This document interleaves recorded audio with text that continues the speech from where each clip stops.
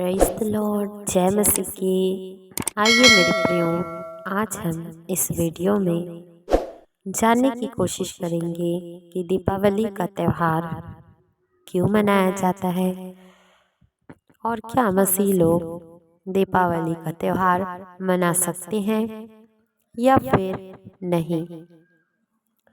मेरे प्रियो, परमेश्वर के वचन में लिखा है, क्या ही धन्य है वे जो परमेश्वर के वचन को सुनते हैं और उसे मानते भी हैं और उस पर विश्वास करते हैं।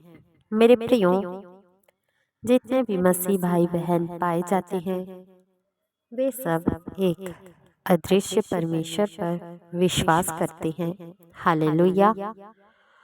और जितने भी अविश्वासी भाई बहन इस संसार में पाए जाते हैं वे सब संसार की देवी देवताओं पर विश्वास करते हैं।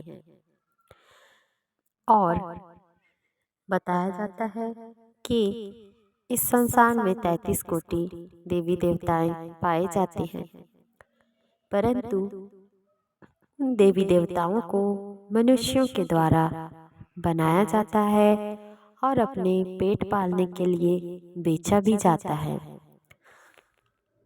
लेकिन मेरे प्रियो, क्या ऐसा हो सकता है कि कोई मनुष्य ईश्वर को अपने हाथों से बनाए? ऐसा बिल्कुल भी नहीं हो सकता। बाइबल हमें बताती है कि यीशु मसीह ने इस जगत में आए और अपने प्राणों की आहुति दी, मारे गए, गाड़े गए और तीसरे दिन मुर्दों में से जी उठे। यानी कि मेरे प्रियो, यीशु मसीह जीवित है और सच्चे परमेश्वर है। यीशु मसीह ही सच्चे ईश्वर है जो मानव जाति के पापों के उद्धार के लिए इस जगत में आए हैं।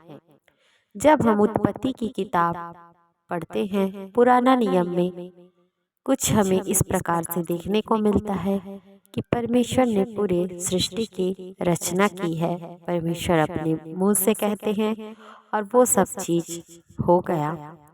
परमेश्वर ने जो कुछ भी कहा कि आकाश बन जाए तो आकाश बन गया, सूर्य बन जाए तो सूर्य बन गया। यानी कि परमेश्वर के मुख से जो कुछ भी वचन निकला और वो होता गया। और आज भी बाइबल में जो कुछ भी वचन जो कि परमेश्वर के द्वारा बोला गया है और उसके नबियों ने, दासों ने लिखा है, वे सब पूरे होते हैं केवल उनके जीवन में जो वचनों पर विश्वास करते हैं। दीपावली का त्योहार एक ऐसा त्योहार है जिसमें पटाखे फोड़े जाते हैं, उत्सव मनाया जाता है।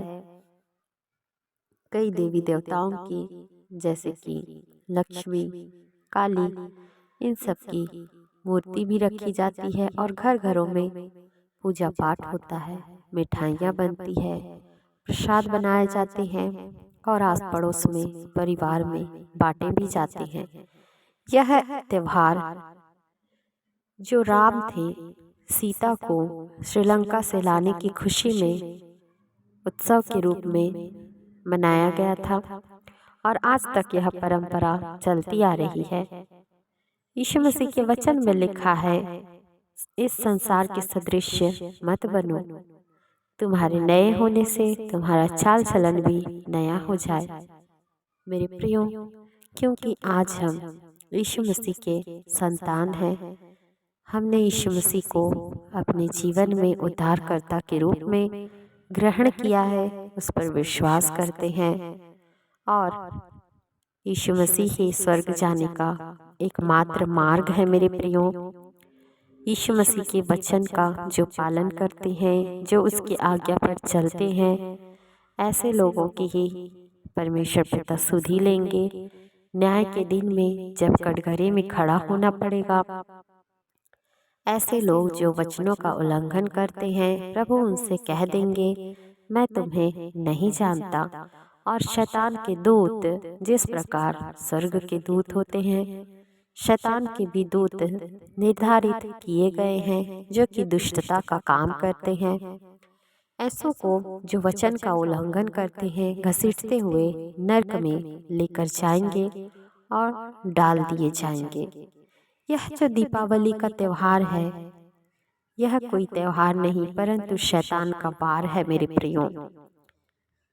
इसलिए अपनी समझ का सहारा ना लें किसी को खुश करने के लिए, या मनुष्य की देखा देखी इस त्योहार को सेलिब्रेट ना करें, इस उत्सव को, इस पर्व को ना मनाएं, क्योंकि यीशु मसीह के वचन का पालन करना ही हमारा सबसे बड़ा उद्देश्य है। किसी भी प्रकार की उत्साह में, मनोरंजन में भागीदारी होकर नर्क में प्रवेश करने से अच्छा है कि हम इन सब कार्यक्रमों में सहभागी ना होएं और इन सब मनोरंजन, त्योहार, मूर्ति पूजा जैसे चीज़ों से दूर रहें। क्योंकि परमेश्वर का वचन बताती है कि मेरी दृष्टि पृथ्वी के हर एक कोनों पर लगी हुई है और हर एक के चाल चलन को मैं देखता हूँ और हर एक के चाल चलन के अनुसार देने के लिए प्रतिफल मेरे पास है। जब हम देखते हैं अय्यूब की किताब अध्याय 34 का 21, क्योंकि परमेश्वर की आंखें मनुष्य की चाल चलन पर लगी रहती है और वह उसकी सारी चाल को देखता रहता है। हालेलुया। ऐसा अंधियारा या घोर अंधकार कहीं नहीं है जिसमें अनर्थ करने वाले छिप सके, क्योंकि उसने मनुष्य का कोई समय नहीं ठहराया कि वह परमेश्वर के सम्मुख अदालत में जाए। हालेलुया। इसलिए मेरे प्रियो, परमेश्वर के वचन पर आप सब, हम सब विश्वास करने वाले जन हैं। परमेश्वर के विश्वास से ना भटके, किसी भी प्रकार के बातों में आकर इन सभी त्योहारों को मनोरंजन ना करें और सिर्फ खुदा के वचन को अपने जीवन में महत्वपूर्ण स्थान दें। प्रतिदिन प्रार्थना करें, प्रार्थना में समय व्यतीत करें, प्रतिदिन वचनों को पढ़ें, प्रतिदिन मेरे प्रियो एक दूसरे के लिए प्रार्थना करें, आस पड़ोस के लिए प्रार्थना करें, नई नई आत्माओं के बचने के लिए प्रार्थना करें, अपनी तैयारी को सही रीति से करने के लिए प्रार्थना करें, घर परिवार के लोगों की मंगल कुशल कामना के लिए, सभी जन के स्वस्थ रहने के लिए प्रार्थना करें मेरे प्रियो। यदि हम ऐसा करते हैं तो हम परमेश्वर के वचन का पालन करते हैं। और यीशु मसीह के वचन में लिखा है, जागते रहो और प्रार्थना करो ताकि तुम परीक्षा में ना पड़ो। प्रभु इन वचनों से आप सभी को आशीष दे। आमीन।